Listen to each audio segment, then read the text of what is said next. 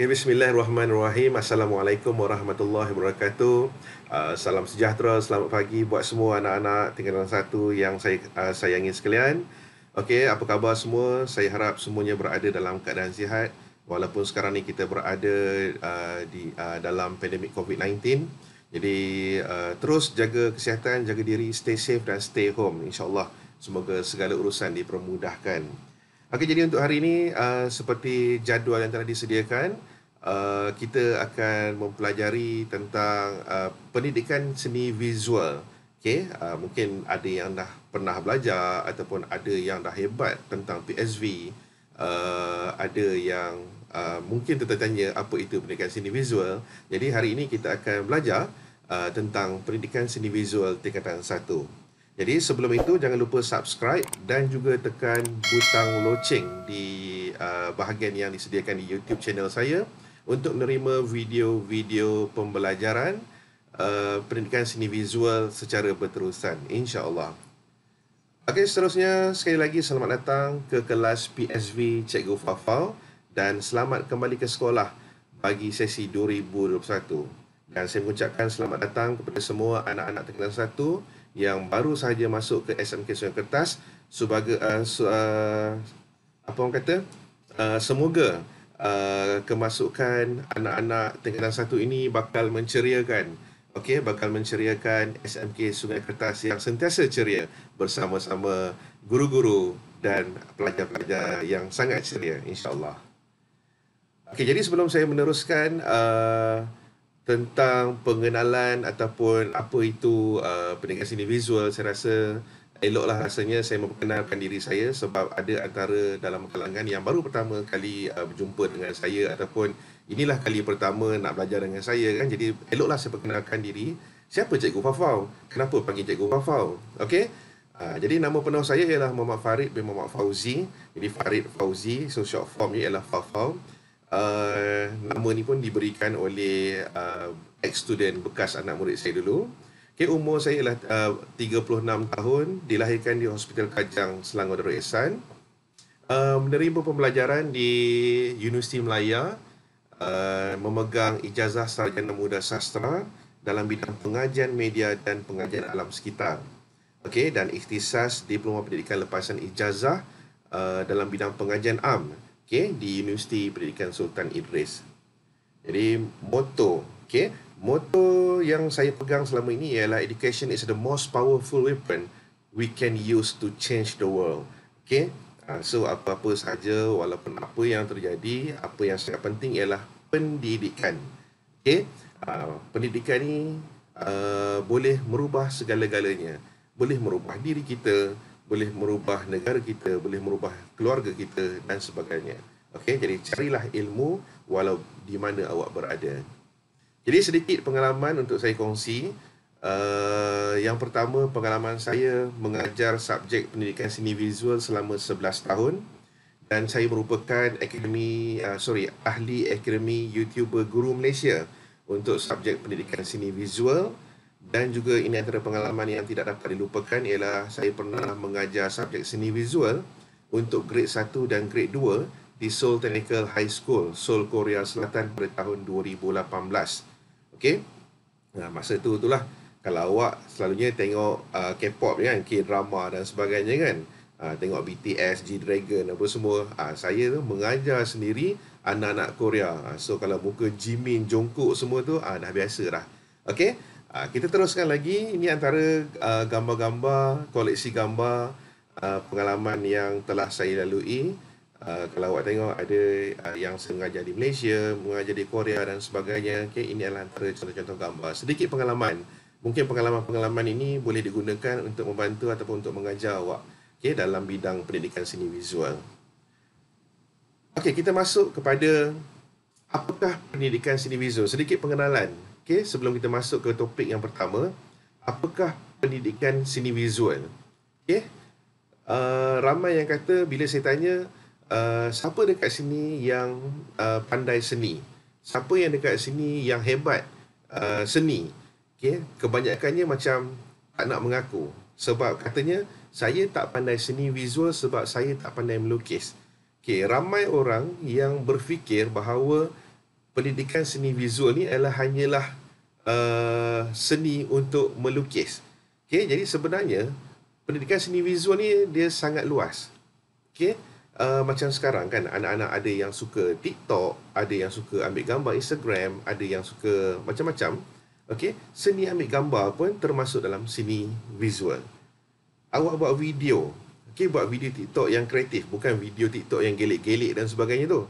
Okey, video TikTok yang pendidikan. Okey, contohnya yang kreativiti, awak ambil gambar pemandangan, awak ambil video tentang keluarga dan sebagainya, buat vlog. Okey, itu pun termasuk dalam pendidikan seni visual.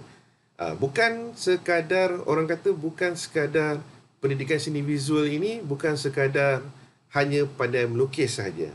Dia contoh macam ni lah. Awak nak pergi dating. Okay, contohlah, walaupun saya tahu awak semua baik-baik ni, tak ada boyfriend, tak ada girlfriend kan. Awak nak pergi dating. Okay, and then awak nak jumpa boyfriend, awak nak jumpa girlfriend. Adakah awak nak pergi jumpa, awak nak pakai, contohnya awak nak pakai baju warna biru. Seluar awak pakai seluar warna hijau. Pakai tali pinggang pula warna merah. Pakai topi warna kuning. And then pakai spek mata. Sebelah ada cermin, sebelah tak ada cermin. Okay, and then pakai, so awak akan nampak pelik. Adakah awak akan pakai macam tu? Jarang, okay, orang akan memilih berpakaian begitu. Sebab kata, apa ni, pelik lah, tak cantik lah, tak sesuai lah kan. Jadi selalunya awak akan pilih kesesuaian. Okay, itu pun bila awak pandai memilih, awak pandai matching, awak pandai menyusun dan sebagainya, itu pun sebenarnya awak bagus dalam bidang seni visual. Okay, tak apa, nanti kita akan belajar lebih lanjut lagi unsur-unsur seni, prinsip rekaan dan sebagainya untuk awak lebih memahami apa itu pendidikan seni visual. Okey, sebelum saya teruskan, jadi rujukan utama kita. Okey, jadi macam mana kita belajar pun, sejauh mana kita belajar pun, takut terbabaskan dan sebagainya, apa-apa kita akan berbalik kepada kitab kita ni, kitab pendidikan seni visual, iaitu buku teks Pendidikan Seni Visual Tingkatan 1 KSSM. Okay, tapi saya difahamkan semua pelajar-pelajar tingkatan 1 ni belum dapat lagi buku teks, memandangkan sekarang ni kita masih PDPR dan Jabatan Pendidikan Negeri pun tidak membenarkan pelajar-pelajar untuk hadir ke sekolah untuk ambil buku teks. Jadi saya difahamkan semua tak ada buku teks. Jadi jangan risau, sebab JPN Selangor pun dah disediakan satu database yang mana dia telah mengumpul semua buku teks digital di dalam satu drive. Jadi anak-anak semua, kalau tak ada buku teks, boleh download buku teks pendidikan seni visual ini tingkatan 1 di link buku teks digital seperti yang tertera dalam video tersebut, video ini. Mungkin ada guru-guru kelas masing-masing dah share dalam grup kelas. Jadi awak bolehlah download buku teks pendidikan seni visual tingkatan 1. Okey, sedikit tentang apa yang kita akan belajar daripada bulan Januari ni sampailah hujung tahun ni. Okey, sepanjang setahun ni untuk pendidikan visual tingkatan 1, apa yang kita akan belajar. Okey, kalau awak tengok sebelah kanan tu antara hasil-hasil lukisan daripada pelajar-pelajar yang telah saya ajar sebelum ni. Nampak biasa, ini antara pelajar-pelajar yang sebelum ni yang katanya saya tak pandai seni. Tapi bila dia follow step by step, satu persatu, inilah antara hasil-hasil yang telah dihasilkan. Okay, karya-karya yang telah dihasilkan oleh pelajar-pelajar tersebut. Okey, bidang yang pertama yang kita akan belajar ialah bidang sejarah dan apresiasi seni visual. Lebih kepada pembelajaran tentang appreciate untuk apa orang kata, menghargai sejarah dan menghargai seni visual. Kita akan belajar tentang tokoh-tokoh seni visual yang ada di Malaysia. Jadi untuk tajuk 1, kita akan mempelajari perkembangan seni visual di Malaysia. Okey, ini untuk tajuk 1. Seterusnya, masuk ke bidang yang kedua, iaitu bahasa seni visual. Dalam bahasa seni visual ni, kita akan belajar dua perkara, iaitu yang pertama ialah unsur seni dan yang kedua ialah prinsip rekaan. Okey, jadi ini antara daripada tajuk 2 sehingga tajuk 14. Ini adalah merupakan unsur-unsur seni dan juga prinsip rekaan. Okey, garisan, rupa, bentuk, jalinan, ruang dan warna. Okey, ini unsur seni, 6 unsur seni, dan 7 prinsip rekaan, iaitu harmoni, kontra, penegasan, kepelbagaian, imbangan, kesatuan dan juga irama dan pergerakan. So ini setakat ni awak perlu tahu dulu apa benda yang kita nak belajar. Nanti bila dah masuk tajuk tersebut, kita akan belajar dengan lebih terperinci. Okey, seterusnya bidang yang ketiga, bidang pemikiran seni visual. Okey, tajuk 15 hingga tajuk 17. Okey, tajuk 15 tajuk dan mesej, tajuk 16 motif, idea dan konsep, dan tajuk terakhir sekali tajuk 17 ialah designomic.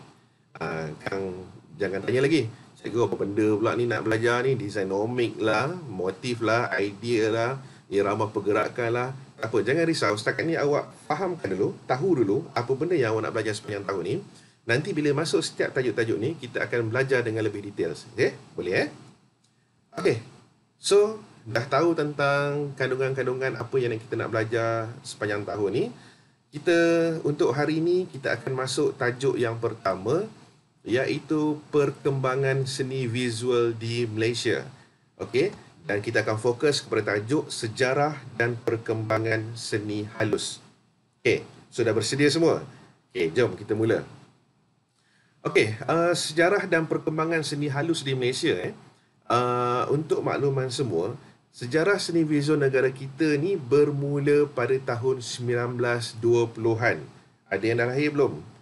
Okey, saya pun lahir 1980-an. Okay, so kita ni, seni visual kita ni bermula tahun 1920-an apabila dengan tertubuhnya satu persatuan namanya ialah Penang Impressionist Society.